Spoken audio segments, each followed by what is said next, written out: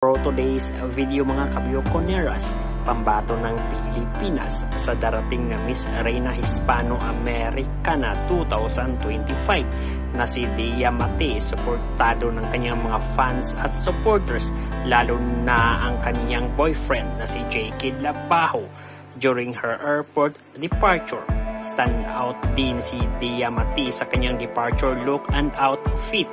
Makakalaban din ni Dia Mate ang mahigit 30 kandidata at susubukang makuha ang ikalawang korona ng Miss Reina Hispano-Americana 2025 crown. Narito ang kaganapan ating panoorin.